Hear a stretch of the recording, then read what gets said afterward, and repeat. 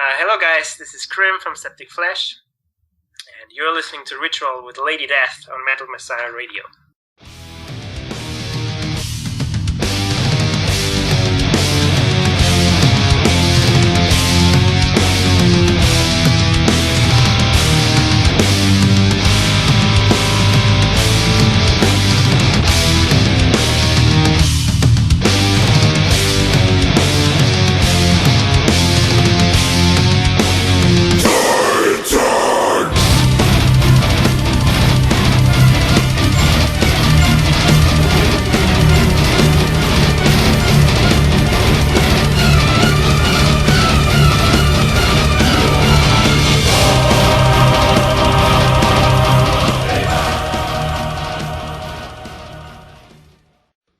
Hello everybody, this is Lady Death. Today the Austrian drummer Karim Lechner, known as Krimh, is joining us to talk about his career, his solo projects and more.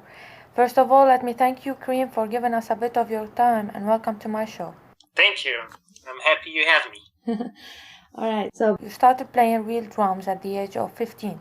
You joined the Austrian symphonic black metal band Thorns of Ivy in 2006 to release 2 singles with them before leaving the band and joining the Polish death metal band Decapitated in 2009. How did Decapitated get in touch with you or knew about you? Well, I started a bit earlier. I started when I was 13, 14 to play drums. But anyways, how I came in contact with Decapitated, well, internet basically, and YouTube, to be honest, because around 2007 I was starting to record my first drum videos for YouTube. It was like cover songs, of the bands I like to listen to. Yeah. And also there was a song of Decapitated, Invisible Control. Yes. And I guess the guys saw the video, so they kind of knew me from before, yeah. And 2009, back then MySpace was still a thing, not Facebook. Yeah. So he contacted me on MySpace, basically writing to me. I mean, I'm talking about Vok, the guitar player. He was writing to me and asking me if I maybe want to join the audition, because he wants to kind of start the band again, and he's looking for a drummer, and he saw my video and he really likes what I'm doing. And he had a couple of people in mind, so he was like, maybe you can record some more songs for me and send me via video, and then we can discuss further. Well, so I did. I learned a couple of songs, and then he invited me to Poland. And it was summer 2009. So I went there for a week. We rehearsed for 4 days. And he kind of said, okay, if you want, you will be the new guy. But at the time he was playing with Vader. And they had to finish the tour.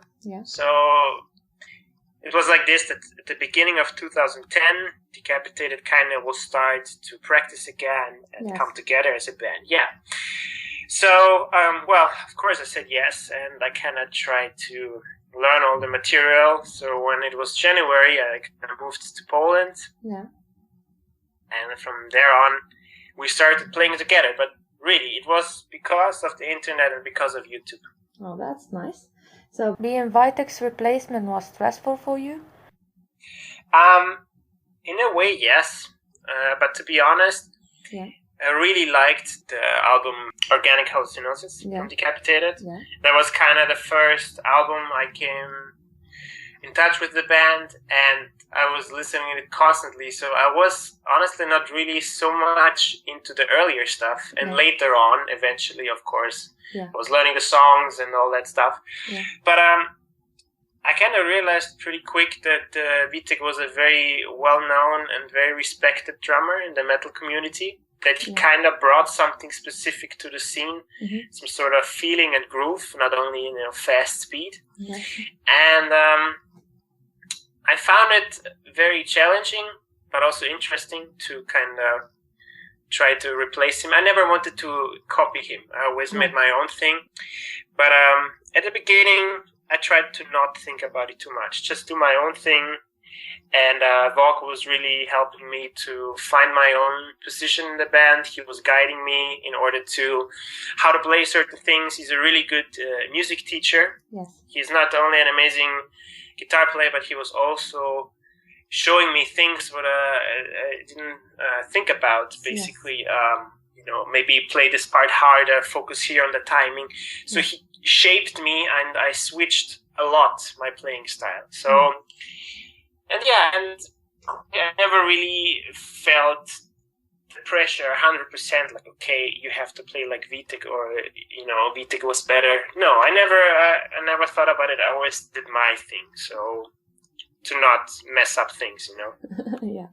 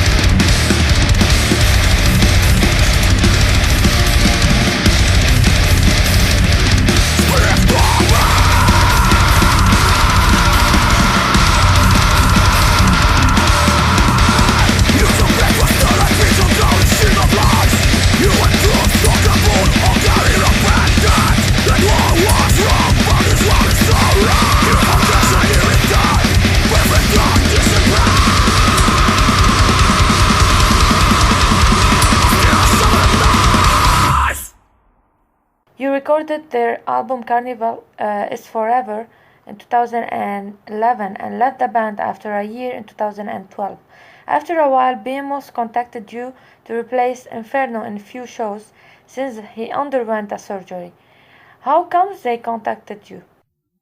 Well, again, it's about to understand that the business is kind of small, and I did a tour in 2010 with Decapitated, Behemoth, and XDO. Yeah. So it was the first time we came in touch, or I came in touch with Behemoth guys.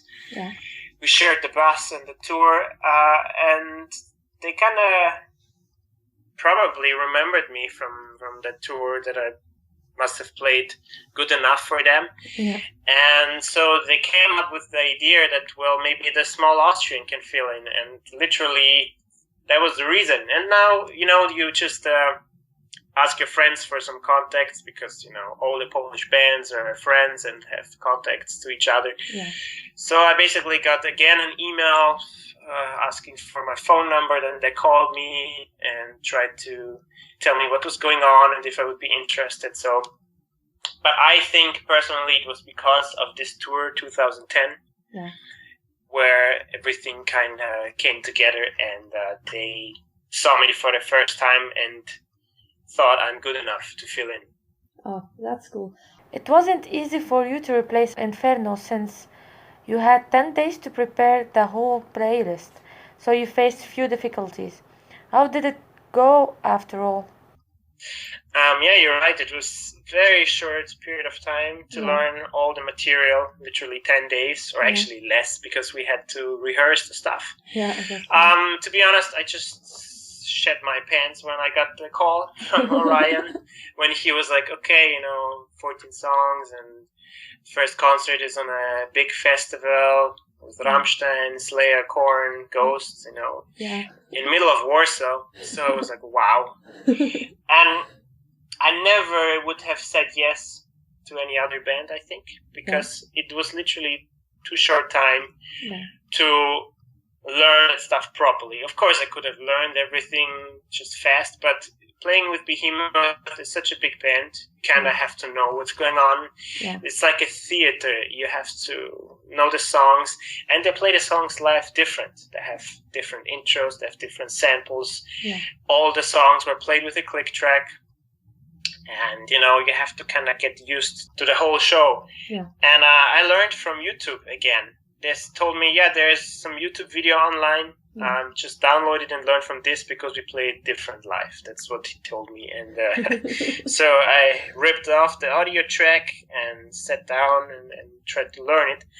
Yeah. But because I had so short time, and Inferno's way of playing drums is really interesting. It's very old school for me. He's much older than me, or not much older. He's older than me, and he has a different style of playing. Yeah. And some people might not understand, but it really takes some time for your muscles and for your nerves, and to switch your playing. Yes. And it needs longer than 10 days. So I had to squeeze in that 10 days the Inferno style, Yeah. And I overtrained, literally. I was just playing 6 hours and more every day, just to try to get that stuff in my brain. Yeah. And then my muscles in my left leg kind of said, fuck you, I'm not going to do this anymore. And the first 2 shows were very difficult for me. Yeah.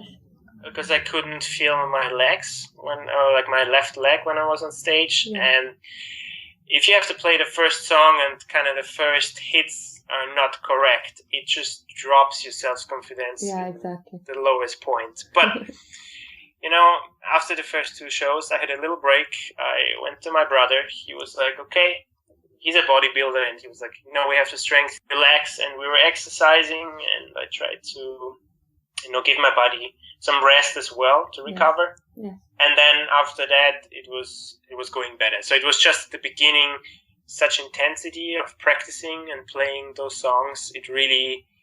I pushed over my limit at that time, but I had no other choice. So it was like, okay, you take it, or this chance is gone forever. Yeah. What was the main difference between Decapitated and Behemoth when it comes to the attitude and to the performance? There's a big difference. With Decapitated, it kind of was. We didn't think about too much what we are wearing on stage. Was most important in Decapitated was that we play good. Music was the weapon. Yeah. The way that we play really tight, and that the songs were more complex, but we could play it, and it has more this Pantera vibe to it. You just go on stage and just destroy it with your music and powerful riffs. Yeah. And with Behemoth, you have this visual aspect. It's almost as important as the music, you know.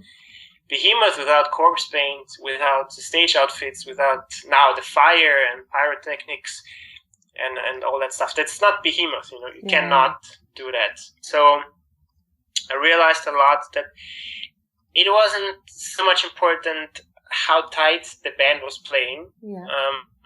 Of course, I tried to play tight, but the other guys, sorry to say that, but they really didn't pay too much attention to what they played. They were not really practicing much. But I understood that there's a total different meaning behind Behemoth. It's a message. It's a concept. It's like a theater, as I said before. It has to be visually and musically a combination. And so that was the main difference. All right. In my opinion.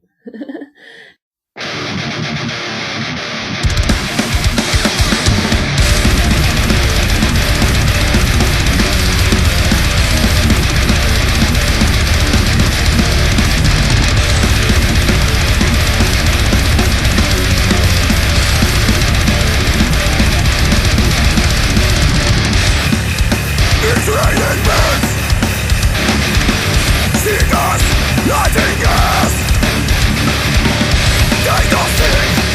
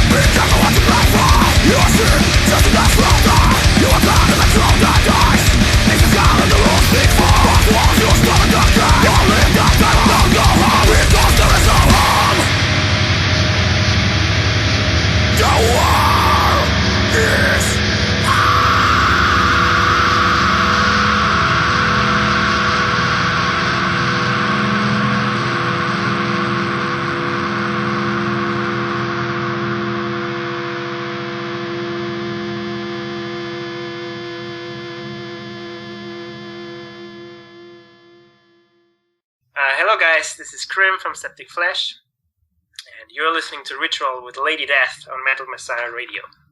Let's talk about your solo project, Krimh. It is an instrumental project where you play all the instruments. You released 2 albums till now, Explore 2013 and Krimh in 2014. How comes you did this solo project? You had a lot of free time and you wanted to compose some music or what? I always had the need in me that I want to make my own music. That started very early. Yeah. As soon as I picked up a guitar, you eventually start to write riffs and you kind of create your own songs. And so even before Decapitated, I was doing my own songs. Yeah. But then I had no time with Decapitated. Yeah. And then when I left them, it was like, okay, I have to kind of be busy. Yeah.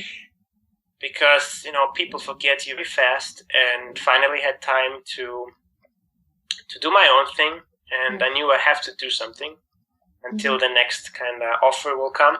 Yeah. So I used the time to write more songs and make the first album, and the response was really good.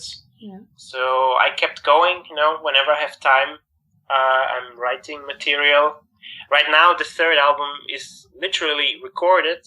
Yeah. I just have to mix it and release it, I hope, at the end of this year. Yeah. So there's solo album number 3 coming. Yeah. But the good thing is, I don't have a stress with the label, Yeah, it's all do-it-yourself style. Yeah. I write everything, I create everything. I mean, not the artworks and stuff, but I do all the shipment on my own. I do all the PR and everything behind the album. It's just my way to let out my creativity, Yes. How do you pick the name of the songs? There is no lyrics, so how do you pick them? Yeah, that's I hate to pick song titles. It's a pain in the ass. But somehow I cannot, take some shitty name. I still want that my music has some sort of a meaning, even if there are no lyrics. Yeah. But with Krimh, there was kind of a concept behind it, this post-apocalyptic stuff, and every song title kind of fits to the topic. Yes. And the first album, I just, however this song feels to me, then I try to come up with a song title. But it's really a pain in the ass, as I said before. I would wish to not have the issue of making song titles,